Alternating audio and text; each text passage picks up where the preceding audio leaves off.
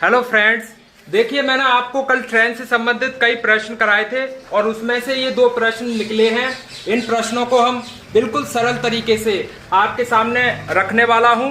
With the help of minimized approach we have to solve this question. I think these questions are relevant for the examination. These questions will come in the examination.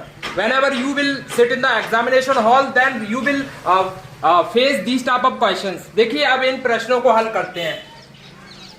पहला जो question दिया गया है यहाँ पे बहुत ही, अगर देखा जाए ये लैंग्वेजबल क्वेश्चन है, भाषा पर आधारित। अगर आप इसकी भाषा समझ पाओगे तब आप इसको बड़ी सरलता से कर पाओगे। यहां से देखना, 48 किलोमीटर की चाल से चलने वाली एक ट्रेन स्वयं की आधी लंबाई वाली एक अन्य ट्रेन जो 42 किलोमीटर प्रति घंटा से उसके विपरीत दिशा में चल रही है को पार करने में 12 सेकंड का समय लेती है।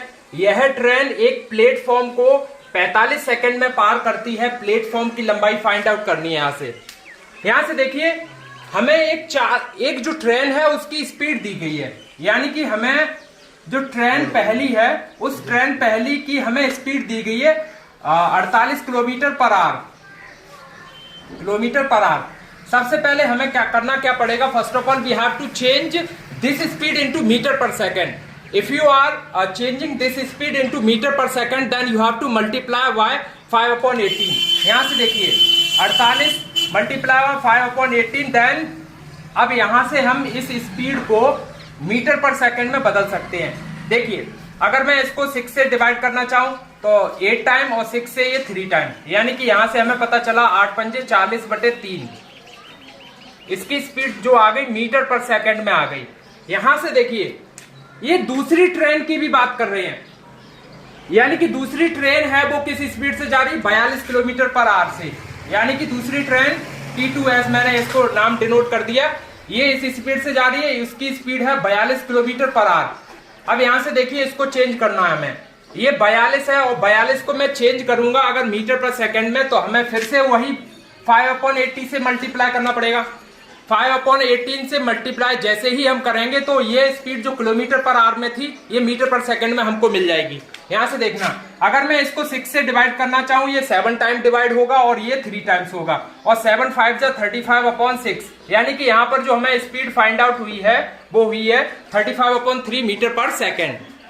यहां से देखिए मैंने अभी सिर्फ इस सवाल में दोनों जो चाल दी गई है, दोनों जो स्पीड्स दी गई हैं वो किलोमीटर पर आवर में थी, हमने दोनों को मीटर पर सेकंड में कन्वर्ट कर लिया। यहां से देखिए अब यहां से आपको बिल्कुल सरलता से ये सवाल देखना है। ये इस स्पीड से चाल से चलने वाली एक ट्रेन स्वयं की आधी लंबाई वाली एक अन्य ट्रेन जो 42 किलोमीटर प्रति घंटा की चाल से चल रही है उसके विपरीत दिशा में चल रही है, तो पार करने में लगा समय। मैंने आपको एक कॉन्सेप्ट बताया था, यहां पर अगर दो ट्रेन आ रही हैं तो हम एक की स्पीड नहीं लगाएंगे, यहां पर हम रिलेटिव स्पीड लगाएंगे, यानी कि सापेक्ष गति। और सापेक्ष गति कैसे आएगी एक बात बताइए?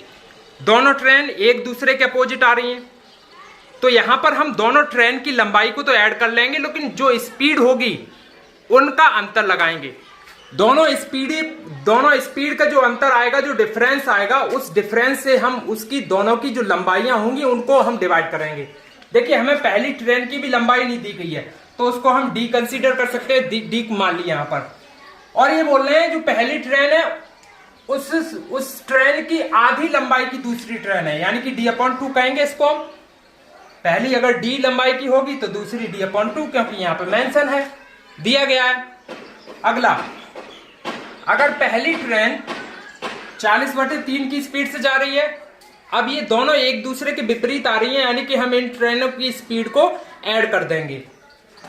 40/3 और दूसरी है 35/3। यहां से देखिए अब यहां से आपको यह दिया गया है कि ये दोनों जब एक दूसरे को पार कर लेती है, पार करने का मतलब दोनों ट्रेन एक दूसरे को पार करने, दोनों की लंबाइयों को, और ये कितने सेकंड में पार कर लेती है? 12 सेकंड में। अब यहां से कुछ नहीं, नॉर्मल सा कॉन्सेप्ट है, आपको वो समझ में आएगा। यहां से देखिए भाई, अगर मैं यहां से करना चाहूं, देखिए 2 का D से गुणा करेंगे 2D प्लस D, यानी कि 3D/2। अगर यहां से अगर देखा जाए ये न्यूमरेटर इसका 40 है और डिनोमिनेटर इसका 3 है। यहाँ पर न्यूमरेटर 35, यहाँ पे डिनोमिनेटर 3। अगर इनका डिनोमिनेटर देखा जाए दोनों भिन्नों का, तो हर हमारा 3 ही है, तो 3 नीचे आएगा। और जो न्यूमरेटर है अगर हर समान होता तो न्यूमरेटर जुड़ जाते हैं। 40 और 35 कितने हो गए? 75, 75। अगर मैं इसको मिनिमाइज करना चाहूं, सॉर्ट आउट करना चाहूं, तो 3 से ये 75 25 टाइम कर सकते हैं, यानी कि 25 3 75। You know very well about this. अगला क्या कहना है, यहाँ पर ये 12 सेकेंड है। यहां से देखिए अगले चरण में मुझे करना क्या, मैं यहां पर ये अगर 4 के रेशियो में दिया होता तो मैं करता क्या हूं, पहले का चौथे से गुणा करता हूं और दूसरे का तीसरे से गुणा करता हूं। तो 1 का 3D से करूंगा, यानी कि 3D अपॉन, और ये 25 2 जा 50, 25 2 जा 50। और इधर हमारे सामने दिया गया है 12 सेकेंड। कितना दिया गया? 12 सेकेंड। यहां से अगर देखा जाए 3 से मैं 12 को काटूंगा 4 टाइम। अब मुझे डिस्टेंस अगर फाइंड आउट करनी होगी तो 50 से 4 का गुणा करूंगा, 50 चकू 200। तो हमारा यहाँ पे फाइनली जो निकल के आया, यानी कि जो पहली जो ट्रेन है उसकी डिस्टेंस कितनी है? 200 मीटर। उस ट्रेन की डिस्टेंस कितनी है? 200 मीटर। लेकिन सवाल यह नहीं था कि ट्रेन की स्पीड और ट्रेन की डिस्टेंस फाइंड आउट करना, ट्रेन की लंबाई फाइंड आउट करना। सवाल यह था कि प्लेटफॉर्म की लंबाई कितनी है।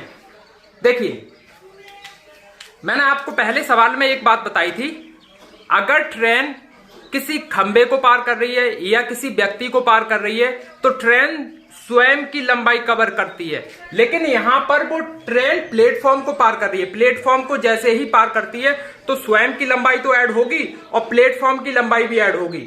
अब यहां से देखिए भाई वो कर क्या रहा है, पहली वाली ट्रेन 45 अपॉन 40/3 की स्पीड से कितनी सेकंड में प्लेटफॉर्म को पार कर रही है? 45 सेकंड में। तो यहां से हमें पता चला 3 से 45 काटे 15 टाइम, और ये यहां से हमारा जो डिस्टेंस निकल के आया 600 मीटर। और ये 600 मीटर किसकी लंबाई होगी? प्लेटफॉर्म प्लस ट्रेन मिला के। यानी कि इस स्पीड से ये प्लेटफॉर्म को पार करने में 45 सेकंड का समय लेती है। और ये जो डिस्टेंस आई है प्लेटफॉर्म प्लस ट्रेन की आई है। अगर यहां से प्लेटफॉर्म की ट्रेन की लंबाई अगर 200 है तो प्लेटफॉर्म की लंबाई 400 होगी डेफिनेटली। अपने आप ही आपको पता चल गया 400 ही होगी। तो यहां से यही फाइंड आउट कराया गया था कि हमें प्लेटफॉर्म की लंबाई को बता दीजिए। तो प्लेटफॉर्म की लंबाई आपके सामने कितनी निकल के आई? 400 मीटर। तो आई थिंक यहां से आपको बहुत अच्छी तरीके से जानकारी मिली होगी, सटीक तरीके से। अब मैं और शॉर्टेस्ट वे में आपको एक दूसरे क्वेश्चन को कराऊंगा, इसको अच्छी तरीके से आपको देखना है ध्यानपूर्वक।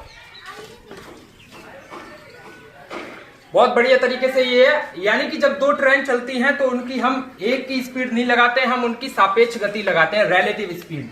अब यहां से देखिए अगला दूसरा क्वेश्चन क्या कह रहा है, 2 रेलगाड़ियां एक समान दिशा में क्रमशः 30 किलोमीटर प्रति घंटा तथा 58 किलोमीटर प्रति घंटा की चाल से चल रही हैं। यानी कि 2 ट्रेन हैं, दोनों की स्पीड दी गई है। एक 30 किलोमीटर पर आवर है और एक 58 किलोमीटर पर आवर है। देखिए धीमी ट्रेन में बैठे एक व्यक्ति को तेज चाल से चलने वाली ट्रेन पार करने में 18 सेकंड का समय लेती है। तो तेज चलने वाली ट्रेन की लंबाई मीटर में ज्ञात कीजिए। यहां से देखिए सवाल बहुत सरल है, आपको बहुत अच्छी तरीके से बेहतर तरीके से यहां से समझ में आएगा और जानकारी भी आपको मिलेगी। यहां से देखना समान दिशा में चल रही है ये ट्रेन। यहां से देखिए एक ट्रेन ये जा रही है और एक ट्रेन ये जा रही है। यहां से अगर देखा जाए कि जो ट्रेन पहले वाली थी, यहां से देखिए 2 रेलगाड़ियां एक समान दिशा में क्रमशः 30 किलोमीटर पर आवर और 58 किलोमीटर पर आवर की चाल से चल रही हैं। धीमी ट्रेन में बैठे एक व्यक्ति जो तेज चाल से चलने वाली ट्रेन पर पार करने में 18 सेकंड का समय लेती है। यहां से देखना अगर व्यक्ति को पार कर रही है तो व्यक्ति की लंबाई कितनी होगी? 0। और बड़ी ट्रेन की लंबाई कितनी होगी? t। इस लंबाई को और एक ही दिशा में जा रहे हैं। किस दिशा में जा रहे हैं? एक ही दिशा में जा रहे हैं। और यहां से देखिए एक ही दिशा में जाते हैं तब हम चालों को घटाते हैं। तो यहां हमें करना क्या है? 58 - 30 करना है। 58 - 30। और इनका जो फाइनली समय लगता है वो समय कितना लगता है 18 सेकंड। 18 सेकंड का ये समय लेती हैं। और इस 18 सेकंड को हमें मीटर, ये हमारा जो समय दिया गया वो सेकंड में दिया गया, और जो हमारी चाल है वो किस में दी गई भाई, किलोमीटर पर आवर में। इस 18 सेकंड को अगर आप आवर में, घंटे में कन्वर्ट करना चाहते हो तो 36 से हमें, यानी कि 3600 से हमें इसको डिवाइड करना पड़ेगा। तो यहाँ से अगर मैं 18 से इसको डिवाइड करना चाहूँ तो 2 टाइम्स होगा। तो हमारे सामने यहाँ पे पता चला t अपॉन ये 28 हो गया, और इधर हमारा हो गया 1/200। देखना चाहो तो अगर मैं इसको 4 से डिवाइड करना चाहूँ ये 7 टाइम, और 4 से मैं इसको डिवाइड करना चाहूँ 50 टाइम। यहाँ तक तो जानकारी आपको बहुत अच्छी तरीके से मिल ही रही होगी। यहाँ से देखना, अब यहाँ से देखना भाई, ये मैंने 1 घंटे में कवर कर लिया था। यहाँ से देखना, अगर ये जो हमारा ये 50 का इधर गुणा हो जाएगा, यानी कि 50t हो गया, और 7 का इधर गुणा हो जाएगा, इधर ये 7 हो गया, यानी कि ट्रेन की जो लंबाई यहाँ पे दे रहे हैं वो 7/50 दे रहे हैं। वो किस में दे रहे हैं, किलोमीटर में। ये लंबाई किस में दे रहे हैं, किलोमीटर में। ये जो लंबाई आई है ये किलोमीटर में आई है ट्रेन की, लेकिन हमें पूछी गई है मीटर में। तो इसको मीटर में कन्वर्ट करने के लिए हमें क्या करना पड़ेगा, 1000 से मल्टीप्लाई करना पड़ेगा, then we will get in metre. अब इसकी हमें यूनिट अभी किलोमीटर में दी गई है, हमें मीटर में फाइंड आउट करनी है। यहाँ से देखिए 50 से अगर 1000 को डिवाइड करेंगे 20 टाइम्स, और यहाँ से देखिए 27 से 140, यानी कि 140 आ गया मीटर। तो फाइनली हमारा आंसर आपके सामने आ चुका है। इस ट्रेन की जो लंबाई होगी, बड़ी वाली जो बड़ी स्पीड से चल रही है, तेज गति से चल रही है, उसकी जो लंबाई आ गई वो 140 मीटर आ गई। आई थिंक यह क्वेश्चन बहुत सरल तरीके से मैंने समझा है। मैं आपको जब समझा रहा हूं तो इतना समय लग रहा है, लेकिन जब स्वयं करूंगा तो और कम समय करूंगा, और समय कम करूंगा, यानी कि कम समय में आपको ज्यादा परफॉर्मेंस देनी है। तो आई थिंक ये आपको कुछ यहाँ से कुछ ना कुछ जानकारी मिली होगी। अगर पसंद आए तो सब्सक्राइब करें, लाइक करें। Thank you, thanks a lot. जय हिंद, जय भारत, धन्यवाद।